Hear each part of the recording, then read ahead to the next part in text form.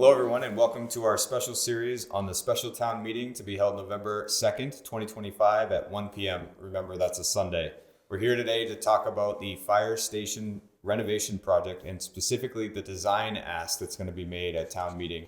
We're going to ask voters to support the design funding that will allow the renovation to happen. I'm joined by a couple special guests, but I'll introduce myself first. I'm Ryan McLean, I'm the town administrator, and I'm joined by Brian Sars, I'm the fire chief. And I'm Scott Triola, chair of the Carlisle Select Board. I like having you guys introduce yourselves because everyone knows you better than they know me. So it's just an interesting way to start. We're going to talk about this warrant article and the things that you need to know in order to make an informed vote. And I thought, of course, we'd start with the history of the project. So we were just joking before we started this. Chief, do you know anything about the history of this project? Yeah, it's been planned for a long time. So in about 1985, the current fire station was built. If any of you remember, the previous station was where the police station is now. It was very small and didn't serve the town for what they needed. So they built the current station. At the time they built it, they knew they were going to need to expand it. So they planned to be able to put offices and on all of the things that are missing like that upstairs. On another floor, and they made it possible to build onto the back to add extra bays. They planned for one thing when they got a ladder truck to get another bay, and they got the truck but no extra bay. At the time we started in looking at upgrading the station, we started to look at adding a story and found that the building codes have changed, so we really can't make major modifications to our current building. So that's where we are now in the concept of building an addition onto the back that has both the bays and on top of it the offices and more clean spaces that the building needs. And I would say in 2017, the TBA architects did a town facilities condition study. And in that study, they assessed the various buildings in town. And for the fire station, they noted the insufficient space for fire apparatus, equipment storage, lack of proper live workspaces, including a kitchen room, a bunk room, offices. And also they identified $1.7 million in capital projects at that time. So out of that came initiatives to look at our public safety facilities, the police station, the fire station, and work was done to identify options for a combined facility, separate facility, renovations. And at the time, the cost of doing that was deemed too expensive for the town and reached $28 million just for a combined facility. So out of that, the town put together some working groups to look at the fire station in specifics. And in 2021 to 2023, the Public Safety Facilities Task Force was formed, and they did additional work looking at the fire station and the police station. Ultimately, some work was done, but there were some iterations in the project. The select board last year came on board and really made a commitment to look at the fire station. And since that time, we've worked with CMS as our project manager. We've worked with Tecton Architects to identify the needs, work with the fire department on their space needs, come up with conceptual designs. We've refined those designs, and we're at a point where we want to bring forward to the town this request for funding to move this project forward. So it has a significant history, yes, as you laid out. And my first day here, or my first interaction with the chief, we went over the building, and you identified in those needs studies in that history why the capital need is there, why the building needs to be upgraded. But I think the main question people are going to ask prior to town meeting and at town meeting and after town meeting is, why do we need this renovation? And not only is it the building, but it's also the service delivery, right? Do you want to talk about that, Chief? Right. So the current building has no space for offices. There's one office in the building. We double up the training rooms and all. The size of the department that we now need for we have more people working a smaller amount is kind of the way things have been working. But we need to train them all. We need a training room that can handle all those people. We need an environment that is attractive. We have an on-call department, so people can leave at any time and it won't affect their livelihood.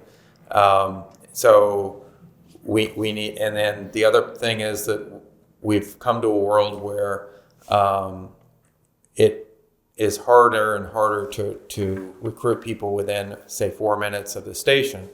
So in order to have recruit from a larger area, we need a station that can support people actually physically being there when they want to do that and when we need that.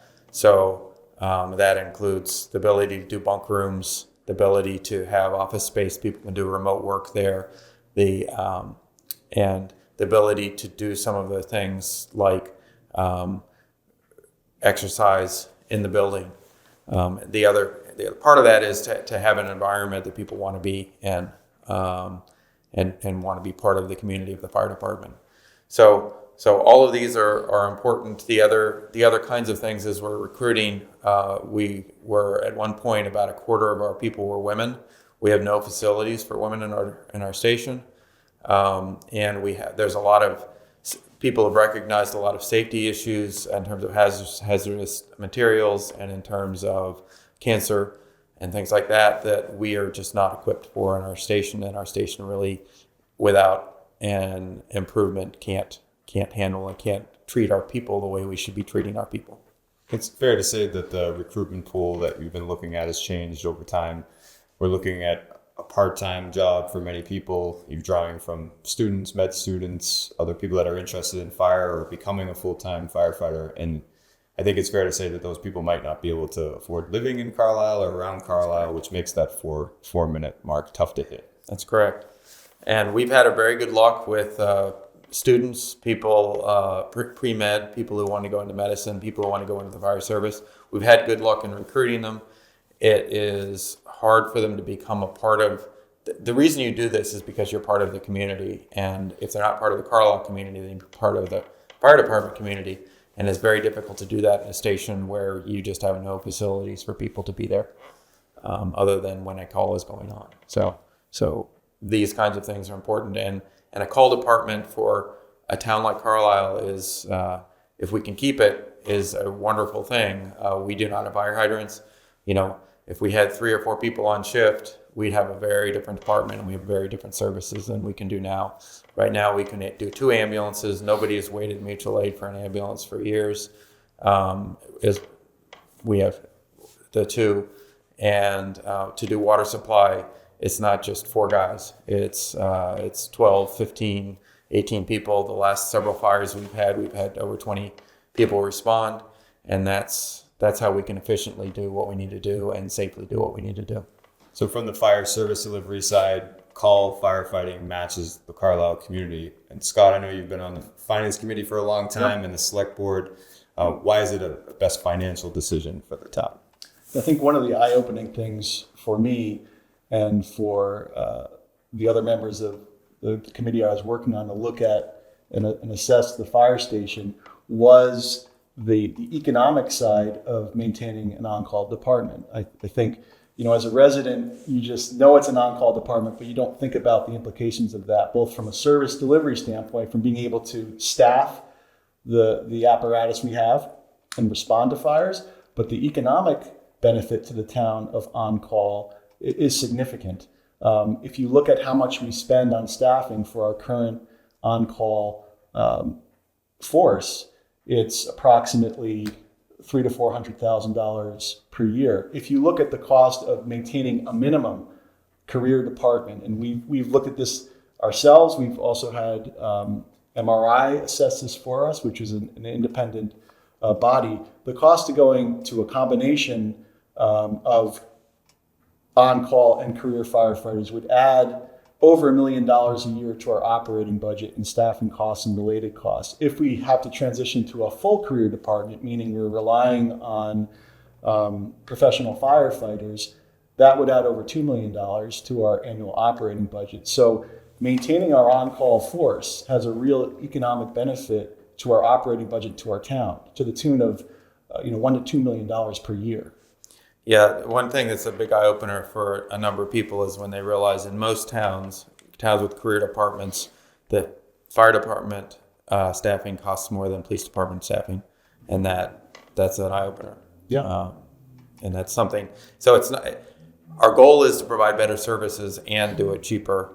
It's not one or the other, it's both.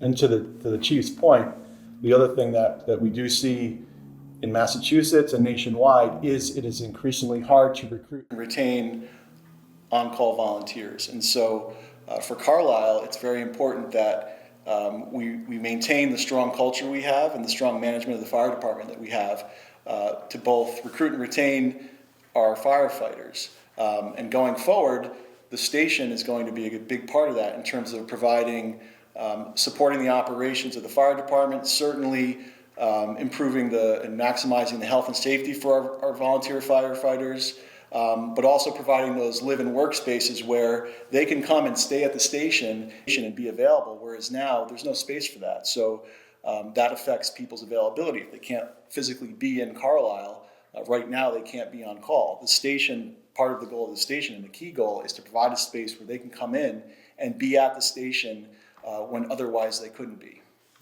And I encourage people to come take a tour of the fire station. I know the chief has offered that, but if you were to look for space to quote unquote work for home while being on call for the fire, you would see that that's not possible. And I will add, there is now a video tour on the project website. If you're not able to take a physical tour of the fire station, there is a video tour of that shows the different areas of the fire station, and the chief is providing that tour so people can see and hear about the different spaces we have and the different space needs we have. Yeah, fire departments make do, and we have for 30 years, but we've come to the end of our ability to do that, and we need something in addition. So Scott, you referenced working with our project manager, our designer, the chief, Yep. the apparatus committee, the select board. There's been a lot that's gone into this current design, and Yes. we now have a design. Yes.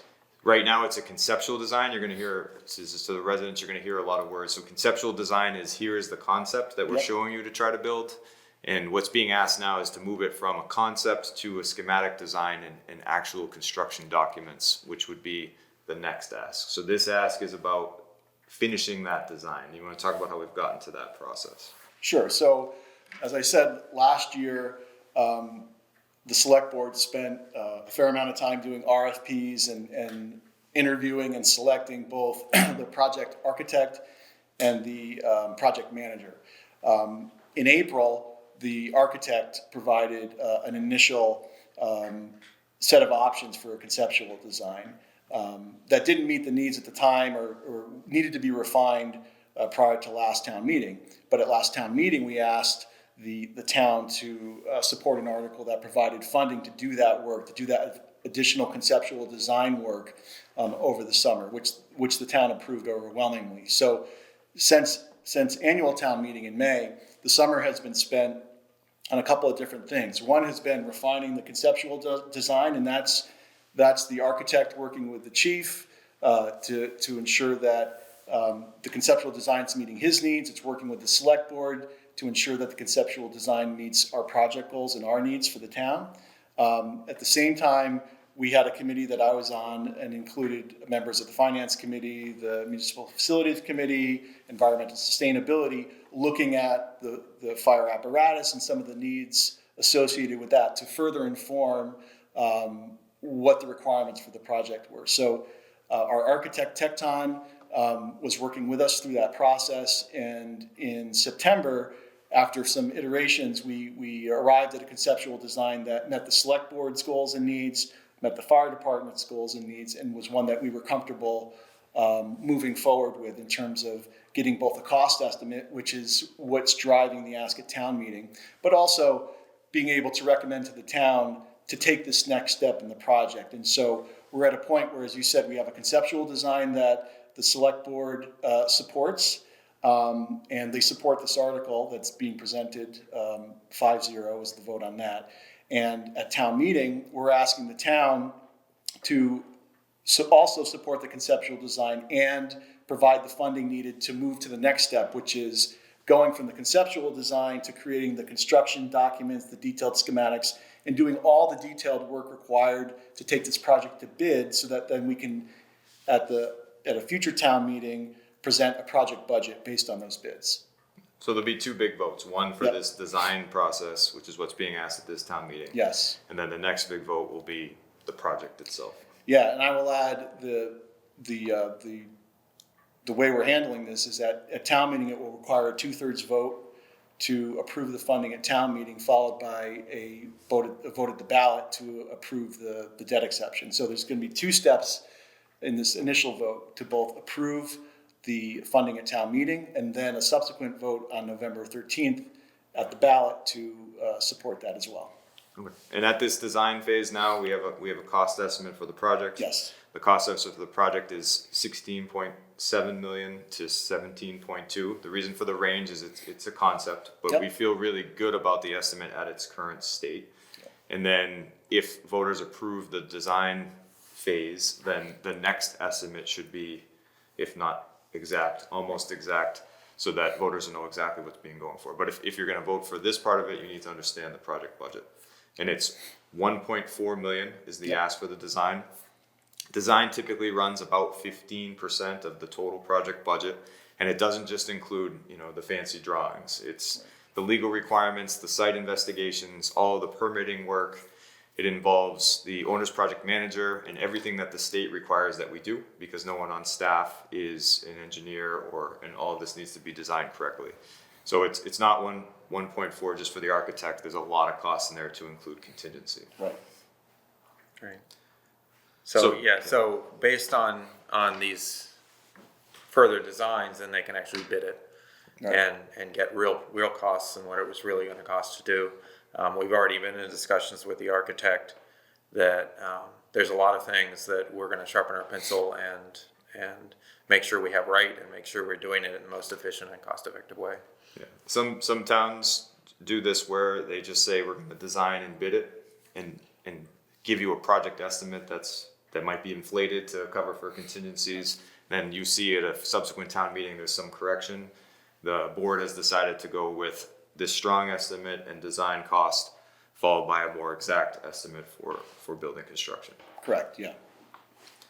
Okay, so for timeline, we discussed this. We talked about the town meeting on November 2nd and maybe November 3rd, depending on how town meeting goes, where the first vote will be taken, and then November 13th is the special election. One question: do you or do you not support this project? And hopefully, all of that leads into another discussion in the spring about the actual project. During that time, if you're interested in getting involved in this project or understanding where it's at, several open houses and the ability for residents to see the actual fire station. Plus, it'll be discussed at the select board and in a building committee publicly, this iteration of design so that people can see where it's at and where it's going. And I would add, on October 14th, depending on when people are viewing this, there will be a tour, and Tecton will be at Town Hall giving a presentation on the conceptual design and there to answer questions. And that will also be recorded and posted on the project website. So anyone that's watching this can go both see the tour and view the Tecton presentation on the design prior to town meeting. And I think there's going to be a fun game at the open house where you have to see if you can get through the door and under the ambulance in order to get in the ambulance, because it doesn't quite fit. Yeah. That's something you showed me on day one. That's right. All right, so in terms of getting more information about this project, there's I believe there's a town meeting or town website for this particular project. What can people find on that? So there is a project website or project webpage on the town website. And we'll put the link up on the screen. On that site, you can find information on the existing fire station, which includes the tour of the fire station, the video tour you can watch. It includes information on the project background, so you can see some of the presentations that have been made in the past about it, and also some of the documents themselves if you want to understand what's happened prior to this request at town meeting. And there's also information on both the conceptual design with some imagery and floor plans, as well as information on the financial impact of the project. Very great. So if you want more information, this video, we have tours, we have the website, and there'll be a presentation at town meeting. We ask you if you have any questions or concerns about the project that we have the chance to explain it to you and go over it so that you understand what you're voting for and why this is important for the town. And I never ask people how they're going to vote, but Chief, do you think you're going to be supporting this project? I am. Good, you heard it here. We have one vote for the project. It has been a very well vetted project,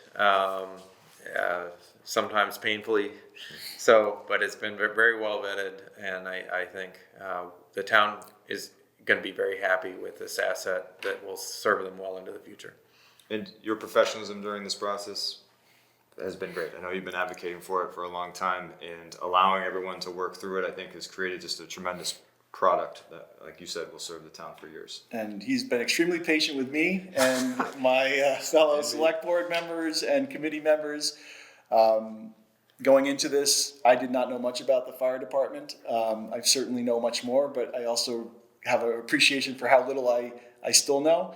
But the chief and the deputy chief and everyone involved have been very helpful, very cooperative, and very forthcoming with their opinions and the information. And I think that has yielded a lot of confidence in terms of what we're presenting to the town.